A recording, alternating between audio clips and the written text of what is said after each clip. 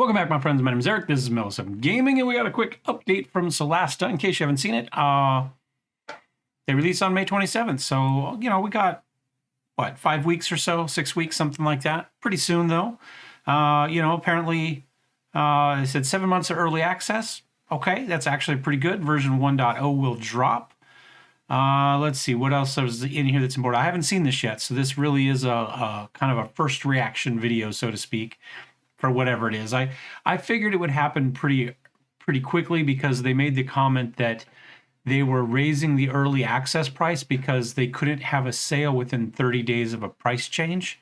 So I kind of expected that it wasn't going to be too much longer than 30 days after they jacked up the price, after they raised the price to the final release date, they would be sending out a release. So, it was a little bit, maybe a month. I don't know. That new price maybe sat around for 2 months, but, I didn't think it would be towards the end of the year. I figured it was, a summer. They're saying spring 2021. Is May 27 still spring? Close enough.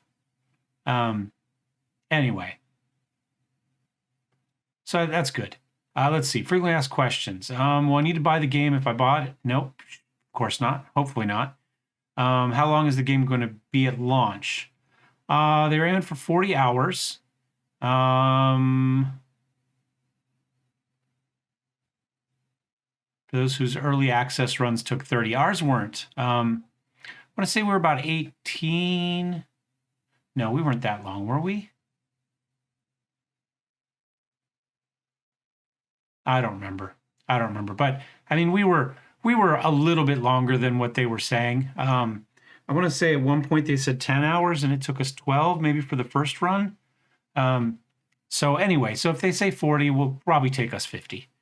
But that's not too bad. If that's what they're aiming for, I'm good with that. I think 40 hours is a good single playthrough time to aim for. It'd be nice to have a little bit more. I mean, we all like Baldur's Gate, but it's also something we said for a game that doesn't feel super short, but is something you still can finish. Like you feel like there's a reasonable chance of you getting through it. And that seems kind of an odd thing to say. But there's something to be said for making it long enough that you don't feel cheated, but short enough that completion's actually a legitimate possibility, right? For the majority of players. Level cap going to be 10. Okay, yeah. That's fine. I don't have a problem with 10. If we're going up to level 20, it needs to be a lot more than 40 hours. And that would be fine. So no issue with that. Yeah,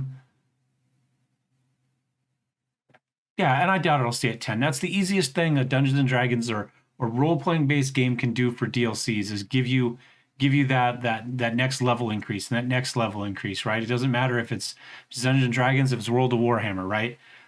They let you go a little bit farther the next time. So that's the easiest thing they can add to a DLC.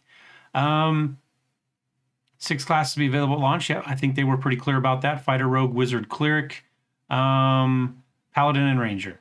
7th class will be the Sorcerer. Yep, we knew about that. That'll be a free DLC. Again, this is an easy DLC to make in the future, so we'll see how that goes. Where's the Battlemaster Fighter, the Vengeance Paladin? Okay, so Wizard of the Coast only grants us license to use the SRD 5.1, not the full Dungeons & Dragons, meaning that we can only use what's in SRD 5.1. This includes the vast majority of the tabletop rule set and most of the classes, races, and spells, but only one subclass for each class. This is why you won't find official archetypes, feats, and spells in Solasta, which are replaced by homebrew content linking to our own setting. Okay, yeah, and that was something I didn't understand early as well. That was something I talked to with my brother-in-law about going through on that sort of stuff, and that's essentially the breakdown he gave me as well. So here it is, straight from the horse's mouth. Will my early access saves be compatible with the 1.0? Probably. I don't care. Do we want to do it? No, I think we'll start from scratch. If we do a big save, we'll start from scratch anyway, because we'll want to do all the side missions and stuff that got skipped. I think I'll have to think about it, but I think probably we'll do a from scratch save. I think that'll be fun. Should I start fresh at launch? Yes. Well, I think that kind of, I go with that. How complete will it be at launch? Well, let's be honest, guys. If it's at launch, it's complete. That's the definition. Whether it has everything you want it to have, well, that's something else completely. Solasta will be complete at launch, stated before, transparent about what will be in the final version. Yeah. Nothing fancy there. Can we expect further updates? We don't plan on adding more content to the campaign. We do intend to make sure to keep an eye out for bugs, balance issues. Okay, so unless we get some additional DLCs, they're not planning on continuing to develop it much. That's a little bit disappointing. Depending on how Solasta performs, we might also work on some paid DLCs. I would like to see them continue to work on the Dungeon Maker and on player-made adventures and campaigns and ways to integrate those into the game better. Even if that's not more content to their game, I would like to see that come out as a DLC, even if it's a paid DLC. I don't think it should be, but I would accept that. Something that makes it a lot more easy to integrate those things in. Something similar to what Neverwinter Nights. Am I remember that right? How they did it with where you had the bulletin board where you could come up and click and jump into other campaigns and missions and adventures and that sort of stuff. I'd love to be able to do something like that within Solasta. That may be something the modding community will figure out on their own. Better ways to do that. I don't know, but I'd like to see some sort of official integration for those campaigns, other than just mailing somebody your campaign, to upload, which is essentially what they said before. Oh, you just email it or download it from someplace, and maybe I'd like to see something a little bit more polished, a little less janky on that side of things. That'd be good. Additional languages: English, French, German, simplified Chinese. And again, that's something fans could work on. Okay. I mean, I'm covered, so I guess I won't complain. It seems to be a fairly basic. I mean, not even Spanish. Spanish covers a pretty good chunk of the world at this point, probably more so than French does, or German for that matter. So it seems an odd exclusion. I don't know. Is what it is. You can improve facial animation. We did rework some of the mugs. Visuals and animations for character faces won't change drastically.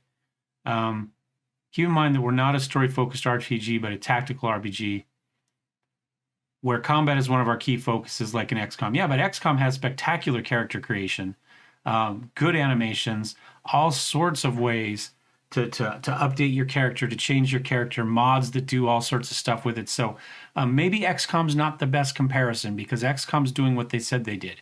So don't say, oh, well, we're not that type of game. We're like XCOM. Well, XCOM is that type of game. We release on other platforms. It's available on PC. We did plan to have a Mac version developed post-launch, but we can't commit to a Linux version. Really? The Linux player base is smaller than the Mac gamer? Come on now. A lot of people use Macs. There's not a lot of people that game on Macs. I would say the Linux gamer player base is probably stronger than the Mac gamer player base. But I don't know. I haven't looked at numbers on Steam to see what I'm sure we could. We could look at the numbers that Steam puts out from their hardware stuff every year to get actual numbers on that. But that's fine. Linux player base knows how to run PC games or Mac games on Linux, so they'll figure that out. That's not going to be an issue. So, yeah, that's it. That is the was it done today? This apparently went out yesterday, although I didn't see it last night when I was on. So I guess I just missed it. But there we go. A day late, but and $1 short. Solasta Crown of the Magister, full release May 27th. So hope to see you guys there. I'm sure we'll be doing a save on it, considering how well the earlier saves did on the channel. So as always, thumbs up, thumbs down. Don't forget to subscribe. See you next time. Cheers.